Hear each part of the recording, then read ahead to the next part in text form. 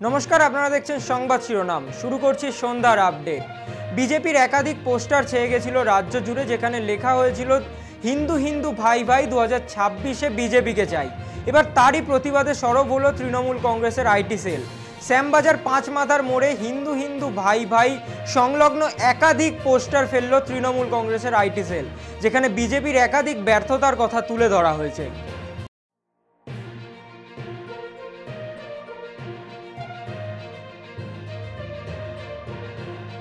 গত কয়েকদিন ধরে জেলায় জেলায় বিজেপির হিন্দু হিন্দু ভাই ভাই পোস্টারের প্রতিক্রিয়ায় এবার শ্যামবাজার পাঁচমাথার মোড়ে পোস্টার লাগালো তৃণমূল কংগ্রেস।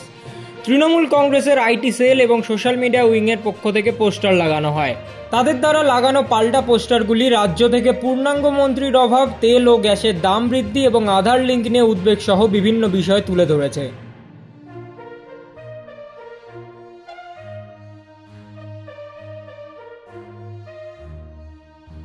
রাত 3টে পর্যন্ত বারাসাত এসজিএম কোর্টে চলল রায়দান। 12ই মার্চ 2025 জ্যোতিপ্রকাশ দাস নামে এক ব্যক্তিকে গ্রেফতার করে মধ্যগ্রাম থানার পুলিশ। আইনগতভাবে গ্রেফতার হওয়ার 24 ঘন্টার মধ্যেই কোর্টে পেশ করতে হয়, কিন্তু মধ্যগ্রাম থানার পুলিশ 17 তারিখে তাকে পেশ করে। আনার পর চার্জশিটে লেখা থাকে অসুস্থতার কারণে প্রথমে সেই অভিযুক্তকে বারাসাত মেডিকেল কলেজ এবং পরবর্তীতে আরজিকর মেডিকেল হাসপাতালে নিয়ে যাওয়া হয়। পরবর্তীতে মামলাটিকে স্থানান্তর করা হয় এসজিএম কোর্টে। রাত 8টা থেকে শুরু হয় এই মামলার শুনানি। দীর্ঘ সময় ধরে চলে এই মামলার শুনানি ও রায়দানের কাজ। অবশেষে রাত 3টের সময় এসজিএম বারাসাত বিচারপতি এই মামলায় অভিযুক্তকে 1000 টাকার ব্যক্তিগত বন্ডে জামিন দেন। 12 তারিখ অ্যারেস্ট করেছি আমরা, অ্যাজ পার রেকর্ড যেটা দেখতে পাই। অ্যারেস্ট মেমো থেকে ফরওয়ার্ডিং দেখে যেটা বুঝতে পারি।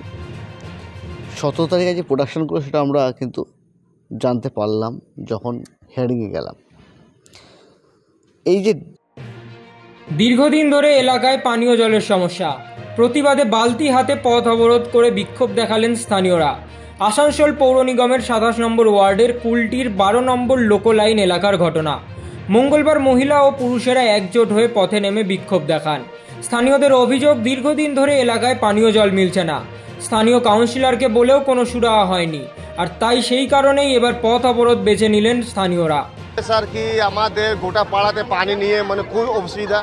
আমাদের লেডিসগুলো গিয়েছে ওখানে বলছে কি ওখানে গিয়েছে বলছে কি আমরা জল মানে আমাকে ওখানে ভোট পাই না, আমরা জল দিতে পারবো না। তারপরে যত ঘর আছে কারো কাছে 3000 টাকা করে, কারো কাছে 500 টাকা করে এমনি পয়সা নিয়েছে, কারো ঘরে কল নাই। তো হ্যাঁ পাই, আজ মোটামুটি 6 মাস থেকে জল ওরা পাচ্ছে না। দিনভর আমরা কাজ করবো। হাতে ভূতের প্ল্যাকার্ড নিয়ে ভুতুরে ভোটার খুঁজতে পাড়ায় পাড়ায় তৃণমূল নেতৃত্ব। কলকাতা নেতাজি ইন্ডোর স্টেডিয়াম থেকে তৃণমূল সুপ্রিমো মমতা বন্দ্যোপাধ্যায়ের নির্দেশ মতো জেলায় জেলায় শুরু হয়েছে ভুতুরে ভোটার খোঁজার কাজ, এবং সেই মতোই এবার উত্তর 24 পরগনা জেলার বসিরহাট মহকুমার হারোয়া ব্লকের গোপালপুর 2 নম্বর অঞ্চল তৃণমূল কংগ্রেসের পক্ষ থেকে ভুতুরে ভোটার খোঁজার কাজ শুরু হয়েছে। এদিন খাটরা এলাকায় 277 নম্বর বুথ সহ গোপালপুর 2 নম্বর অঞ্চলের একাধিক এলাকায় হাতে ভুতুরে প্ল্যাকার্ড নিয়েই ভুতুরে ভোটার কাজ শুরু করে তৃণমূল নেতৃত্ব। দেখুন, আমাদের দলের নেত্রী মমতা ব্যানার্জি নেতাজি ইন্ডোর স্টেডিয়ামে পরিষ্কার বার্তা দিয়েছিলেন এ বিষয়ে ভুতুরে ভোটার অনুসন্ধানের ক্ষেত্রে যে ধরনের সিদ্ধান্ত ও পদক্ষেপ নেওয়ার জন্য। তারপরে গত 15 তারিখে আমাদের দলের সর্বভারতীয় সাধারণ সম্পাদক অভিষেক ব্যানার্জি ক্যাটেগরিক্যালি এই বিষয় নিয়ে আমাদের রুটম্যাপ 10 মিনিটের ঝড়ে লন্ডভন্ড কুলপি এলাকা, উড়ল শতাধিক বাড়ির চাল। বিধ্বংসী কালবৈশাখী ঝড়ের প্রকোপে দক্ষিণ 24 পরগনার কুলপি ব্লকে মাত্র 10 মিনিটের মধ্যে শত শত ঘরবাড়ি ধ্বংস হয়ে যায়। এছাড়াও কামারচক এলাকা ও গাজীপুরের রামনগর এলাকা মারাত্মকভাবে ক্ষতিগ্রস্ত হয়েছে। শতাধিক ঘরবাড়ির ছাদ ও চাল নষ্ট হয়ে গেছে বলে জানা যাচ্ছে। ঝড়ের প্রভাব এতটাই তীব্র ছিল যে বড় বড় গাছ উপড়ে পড়ে এবং বিদ্যুতের খুঁটি ক্ষতিগ্রস্ত হয়েছে। বলছে আমরা তেরপলের ঘরে বাস করি, আমাদের বাড়ি ছিল ভেঙে গেছে, আমরা তেরপলে কোনো রকম টুম বেঁধে আমরা বাড়িতে থাকি। আজকে ঝড় আসে, ঝড় এসে পুরো আমাদের তেরপল সব ভাঙচুর করে ছিঁড়ে ছাড়ে, আমরা বাড়িতে থাকতে পারছি না। রাস্তাঘাটে যেটা ওটা আমরা দিন কাটিয়েছি। এখন ইস্টার্ন এয়ার কমান্ড দ্বারা আয়োজন করা হলো মোটরসাইকেল অভিযান। জানা যায় এই মোটরসাইকেল এক্সপিডিশন ফ্ল্যাগ অফ অনুষ্ঠানের মাধ্যমে মঙ্গলবার সকালে বাগডোগরা এয়ারফোর্স স্টেশন থেকে 38 জন বাইকার শিলংয়ের উদ্দেশ্যে যাত্রা শুরু করে। এয়ার মার্শাল সুরত সিং এর নেতৃত্বে করা এই অভিযানের প্রাথমিক উদ্দেশ্য ছিল জনসংযোগ বৃদ্ধি করা এবং সাধারণ মানুষ ও প্রতিরক্ষা বাহিনীর মধ্যে বন্ধন জোরদার করা। The Air Force is conducting a bike expedition which is primarily aimed at enhancing the spirit of sportsmanship, adventurism, the camaraderie, team building, and spreading the awareness about Indian Air Force in the Northeast region. This region have a very large presence in the Indian Air Force and to encourage ভারতীয় প্যারা কমান্ডে কর্মরত এক সেনা জওয়ানের আকস্মিক মৃত্যুর ঘটনায় দানা বাজছে রহস্যের। ফুলিয়ায় লালমাঠ এলাকার বাসিন্দা অরূপ বিশ্বাস জম্মু ও কাশ্মীরে কর্মরত ছিলেন। সোমবার সকালে তার পরিবারকে মৃত্যুর খবর জানানো হলে তারা খুব ভেঙে পড়েন। জানা যাচ্ছে অরূপ বিশ্বাসের মৃতদেহ কফিনে করে নদিয়ার ফুলিয়ায় তার নিজ শহরে আনা হলে পুরো গ্রামে শোকের ছায়া নেমে আসে। খুব ভালো ট্যালেন্ট ছিল ওর ভিতরে, ও নিজে মানে দৌড়ঝাঁপ থেকে শুরু করে সব কিছু নিজে তো করেছে, নিজের ট্যালেন্টের মাধ্যমে ও চাকরিটা পেয়েছিল এবং দীর্ঘদিন যাবৎ ওর রেজিমেন্টে ওর একটা বিশাল নাম আছে, যেখান থেকে ও এখন একটা ড্রিল ইন্সট্রাক্টর হয়েছিল। মানে ওখানে ওর রেজিমেন্টের ভিতরে ওর মানে যথেষ্ট সম্মান এবং পুরস্কারও পেয়েছে এবং ও যখন বাড়িতে এসেছে এখানে এসে আমাদের গ্রামের এবং সাইডে আশেপাশে শিক্ষানিকেতনে মাঠে গিয়ে অনেক ছেলেপেলের অনেক প্রশিক্ষণের মাধ্যমে অনেক চেষ্টা করেছে এবং অনেকের হেল্প করেছে, যে কোনো সুবিধা অসুবিধাতে যারা তাদের পাশে দাঁড়ানো, তাদেরকে প্র্যাকটিস কীভাবে করাতে হয় সব কিছু সাহায্য করেছে। প্রাথমিক বিদ্যালয়ে শিক্ষিকা হিসাবে চাকরি দেওয়ার প্রতিশ্রুতি দিয়ে একজন মহিলাকে ধর্ষণের অভিযোগ উঠল তৃণমূল কংগ্রেস নেতা আব্দুল মান্নানের বিরুদ্ধে। ওই মহিলা দাবি করেছেন চাকরির জন্য তার বাবার কাছ থেকে 5 লাখ টাকা নিয়েছিল ওই নেতা, কিন্তু চাকরি না দিয়ে সে নানা অজুহাত দেখাতে থাকে। এরপর আব্দুল মান্নান 14ই মার্চ চাকরির ইন্টারভিউয়ের নাম করে মহিলাকে ঝুড়িপাড়ার একটি খালি বাড়িতে ডেকে নিয়ে যায়, যেখানে সে তাকে ধর্ষণ করে নগ্ন ছবি ও ভিডিও তোলে ও তাকে ব্ল্যাকমেল করে বলে অভিযোগ করা হয়। এই ঘটনার পর সোমবার রাতে দিনহাটা মহিলা থানায় তৃণমূল নেতা আব্দুল মান্নানের বিরুদ্ধে ধর্ষণ ও চাকরির নামে টাকা নেওয়ার অভিযোগ দায়ের করেন নির্যাতিতার মহিলা ও তার বাবা। কে করেছে? কে? আব্দুল মান্নান। কবে? 14 তারিখ।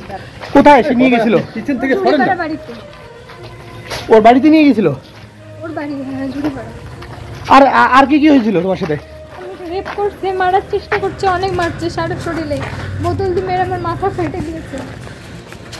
जो खाली पाए कादा कादा गाए জামা খুলে ঘাড়ে নিয়ে যেতেছে বাড়িতে। তো এটা দেখে আমাকে পরে সবাই বলে, তারপরে আমি এটাকে বিশ্বাস করতে পারলাম না। পরে সবাইকে বিজেপির পরবর্তী রাজ্য সভাপতি কে, এই চর্চার মধ্যেই বিধানসভায় হাজির দিলীপ ঘোষ। সাক্ষাৎ করলেন শুভেন্দু অধিকারী সহ অন্যান্য বিজেপি বিধায়কদের সাথে। কুশল বিনিময় করার পর দিলীপ ঘোষের হাতে পুষ্পস্তবক তুলে দেন শুভেন্দু অধিকারী। এখন পাখির চোখ 2026 বিধানসভা নির্বাচন, আর এই মুহূর্তে সবচেয়ে বড় প্রশ্ন হলো রাজ্য বিজেপির নতুন সভাপতি কে হবেন।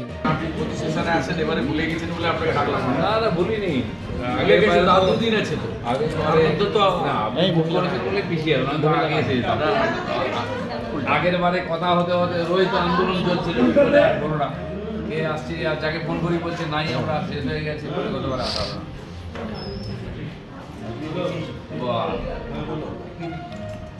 ভারত মাতা কি।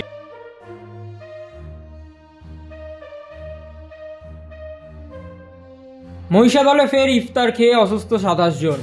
সম্প্রতি মহিষাদল ব্লকের কাঞ্চনপুর গ্রামে ইফতার মজলিসের খাবার খেয়ে অসুস্থ হয়েছিলেন গ্রামের বেশ কয়েকজন। সেই ঘটনার রেশ কাটতে না কাটতেই ফের ইফতার খেয়ে অসুস্থর ঘটনা মহিষাদলে। স্থানীয় সূত্রে খবর, সোমবার সন্ধ্যায় অসুস্থ অবস্থায় প্রায় 27 জন গ্রামবাসীকে ভর্তি করা হয় মহিষাদল বাসুলিয়া গ্রামীণ হাসপাতালে, যাদের মধ্যে বেশিরভাগ শিশু বলে জানা গেছে।